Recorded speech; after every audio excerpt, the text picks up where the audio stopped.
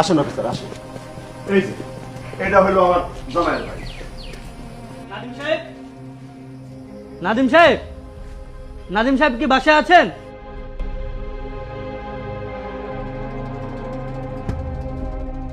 Officer এই যে এটা হলো আমার জামাই।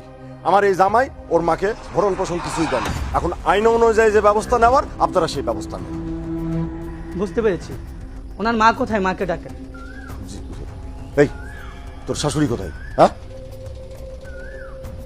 বিয়ান সাহেবা, বিয়ান সাহেবা। বিয়া সাহেব আমারে ডাকছেন?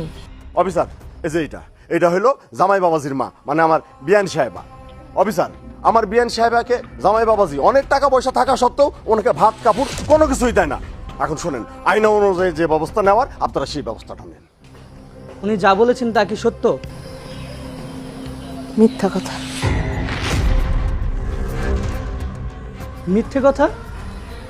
আমার ছেলে আমারে ভাত কাপড় দেয়, আমারে অনেক সেবা যত্ন করে, আমারে অনেক সম্মান করে। বিয়া সাহেব যেটা বলছে সব ভুল বলছে, মিথ্যা কথা কইছে। মিথ্যা কথা বলছি? বিয়ান সাহেবা এইটা আপনি কি বললেন? আমি তো বললাম আমার ছেলে কোনো রকম কোনো কষ্ট দেয় না, আমারে ভরণ পোষণ দেয়, এরপরে তার কোনো কথা থাকে না, তাই না? দেখুন খান সাহেব, আপনি একজন সম্মানিত ব্যক্তি। আপনি বলেছেন বলে আমরা এসেছি। আপনারা জামাইয়ের মধ্যে যদি কোনো শত্রুতা থেকে থাকে সেটা ফ্যামিলিগতভাবে সমাধান করে নেবেন। আর শুনুন, ফ্যামিলিগত কোনো সমস্যার মধ্যে আমাদেরকে আর ডাকবেন না। চলো। আসসালামু ওয়ালাইকুম আসসালাম। বিয়ান সাহেবা, আমি কিন্তু যা করছিলাম আপনার ভালোর জন্যই করছিলাম।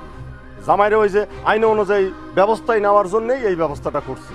ও এই যে আপনার ভরণ পোষণ কিছুই দেয় না, এটা তো অপরাধ, অন্যায়। আর আমি যদি এই অন্যায়ের প্রতিবাদ করে থাকি তাহলে কি আমি অন্যায় করছি বলেন? বিয়া সাহেব আমার মাফ করে দেন। আসেন অফিসার আসেন। এই যে এটা হলো আমার জামাইয়ের বাড়ি। নাদিম সাহেব, নাদিম সাহেব, নাদিম সাহেব কি বাসায় আছেন?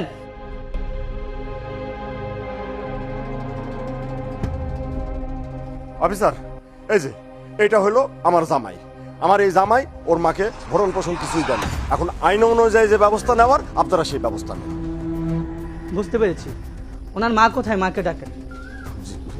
এই তোর শাশুড়ি কোথায়? হ্যাঁ, বিয়ান সাহেবা, বিয়ান সাহেবা। বিয়া সাহেব আমারে ডাকছেন?